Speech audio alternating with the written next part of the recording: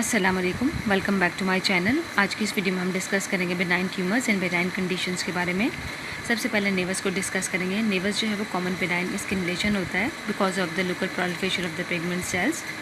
Brown और black melanocyte जो है कंटेन पिगमेंट मेलानिन। कॉन्जेनाइटल भी हो सकता है, एक्वायर्ड भी हो सकता है। Acquired depends upon the sun exposure and immune status. Difference क्या होता है बिटवीन मोल, नेवस या फिर मेलानोमा। मेलानोमा जो है वो मेलेग्नेंट ट्यूमर है ऑफ द पिगमेंट सेल्स। अब डिफरेंस क्या है मोल और मेलानोमा में? मेलानोमा जो है वो एसिमेट्रिकल होगा, बॉर्डर इरेगुलरिटी होगी, कलर वेरिएशन होगा, इवॉल्विंग होगा, चेंजिंग, एनलार्जिंग, फनी लुकिंग या अगली लुकिंग होगा। अगर वो ब्लीड कर होगा मेलानोमा, अच्छा रेफर किन केसेस में करेंगे? In cases if it is itchy, bleeding और new nevus which develops after 40 years of age. अब पैथोलॉजिकल क्लासिफिकेशन को डिस्कस करेंगे। जंक्शनल नेवस होता है, compound nevus and intradermal nevus. Junctional nevus क्या होता है? ये फ्लैट होते हैं, ब्राउन टू ब्लैक होते हैं। कंपाउंड नेवस जो होता है वो स्लाइटली एलिवेटेड होता है, ब्राउन या लाइट ब्राउन कलर का होता है। ठीक है, जंक्शनल नेवस जो है वो फ्लैट होंगे, कंपाउंड नेवस जो है वो स्लाइटली एलिवेटेड होगा। इंट्राडर्मल नेवस जो होते हैं वो डोम शेप्ड होते हैं, पार्टी लाइट ब्राउन या फ्लैश कलर्ड होते हैं। नाउ हम डिस्कस करेंगे एपिडर्मॉइड सिस्ट को। एपिडर्मॉइड सिस्ट जो है वो typically filled with keratin and lipid rich debris. Presentation कैसी होती है कि सेंटर में पंक्टम प्रेजेंट होता है। ट्रीटमेंट क्या है? सर्जिकल एक्सीजन, एंटीबायोटिक्स दे देंगे इफ इन्फेक्टेड, उसके बाद इंसिजन एंड ड्रेनेज। डीडी में आ जाता है लाइपोमा एंड डर्मॉइड सिस्ट। अब हम लाइपोमा का डिस्कस कर लेते हैं। लाइपोमा जो है वो बहुत very common non cancerous tumour है फेट सेल्स का। कॉज इसका अननोन होता है, diagnosis clinical, rubbery and doughy consistency होता है, easily moved under the skin with fingers. अच्छा, इसका भी ट्रीटमेंट क्या है? Surgical excision if more than 5 centimetre. अगर रैपिडली ग्रो कर रहा है, पेनफुल है। नाउ डर्मॉइड सिस्ट जो है वो कॉमन हार्मलेस कॉन्जेनाइटल सिस्ट है।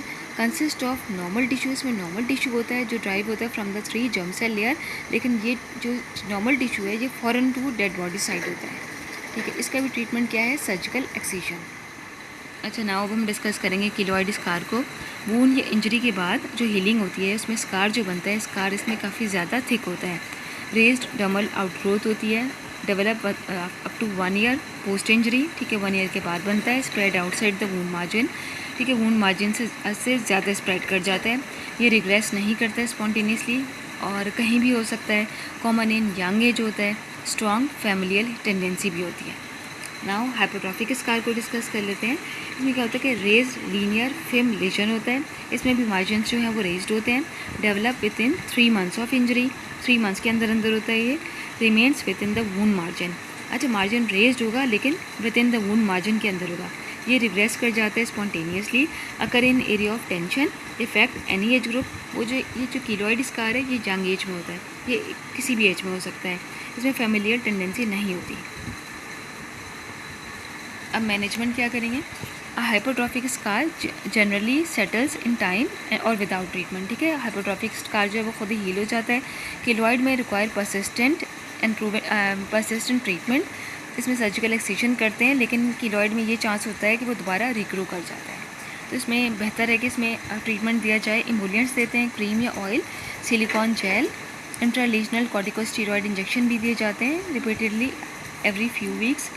क्रायोथेरेपी और पल्स लेज़र थेरेपी जब किलोइड जो है वो काफ़ी ज़्यादा हो और बिल्कुल भी रिग्रेस ना हो रहा हो कॉर्टिकोस्टेरॉइड से या इमोलियंट से, सिलिकॉन जेल से। अच्छा, नाउ अब हम डिस्कस करेंगे किलोइड स्कार को। वूंड या इंजरी के बाद जो हीलिंग होती है उसमें स्कार जो बनता है, स्कार इसमें काफ़ी ज़्यादा थिक होता है। रेज्ड डर्मल आउटग्रोथ होती है, develop up to 1 year post injury. ठीक है, 1 year के बाद बनता है। Spread outside the wound margin. ठीक है, वूंड मार्जिन से ज़्यादा स्प्रेड कर जाता है। ये रिग्रेस नहीं करता है स्पॉन्टेनियसली और कहीं भी हो सकता है। कॉमन इन यंग एज होता है। स्ट्रॉन्ग फैमिलियल टेंडेंसी भी होती है। नाउ हाइपोट्रॉफिक स्कार को डिस्कस कर लेते हैं। इसमें क्या होता है कि रेज लीनियर फिल्म लेजन होता है। इसमें भी मार्जिन्स जो हैं वो रेज्ड होते हैं। Develop with in 3 months of injury. 3 months के अंदर होता है ये। Remains with in the wound margin. अच्छा, मार्जिन रेज्ड होगा लेकिन with in the wound margin के अंदर होगा। ये रिग्रेस कर जाता है spontaneously. Occur in area of tension, effect any age group. वो जो ये जो किलोइड स्कार है ये यंग एज में होता है, ये किसी भी एज में हो सकता है। इसमें फैमिलियर टेंडेंसी नहीं होती। अब मैनेजमेंट क्या करेंगे? Hypotrophic scar generally settles in time और विदाउट ट्रीटमेंट, ठीक है। हाइपोट्रॉफिक स्कार जो है वो खुद ही हील हो जाता है। किलोइड में रिक्वायर परसिस्टेंट ट्रीटमेंट, इसमें सर्जिकल एक्सिशन करते हैं, लेकिन किलोइड में ये चांस होता है कि वो दोबारा रिग्रो कर जाता है। तो इसमें बेहतर है कि इसमें ट्रीटमेंट दिया जाए। इमोलियंट्स देते हैं, क्रीम या oil, silicone gel, intralesional corticosteroid injection भी दिए जाते हैं repeatedly every few weeks.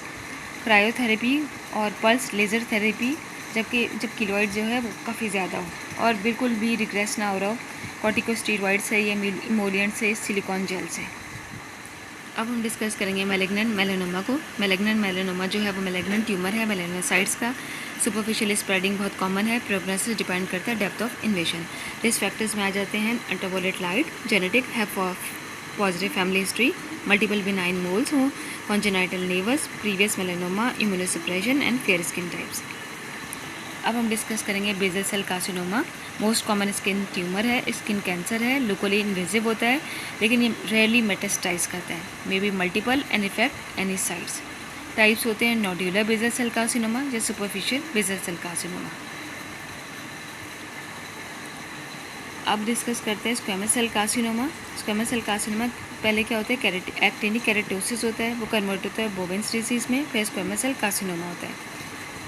Treatment क्या है, एक्टिनिक केराटोसिस के लिए एडवाइस करते हैं diclofenac gel twice daily for 3 months, five fluorouracil combined with salicylic acid या फिर इमिकोइमोड क्रीम। अगर इससे भी इफेक्ट ना पड़ा हो then cryotherapy using liquid nitrogen, curettage या फिर इलेक्ट्रोकॉटरी। उम्मीद है ये लेक्चर आपके लिए हेल्पफुल रहा होगा। Thank you so much.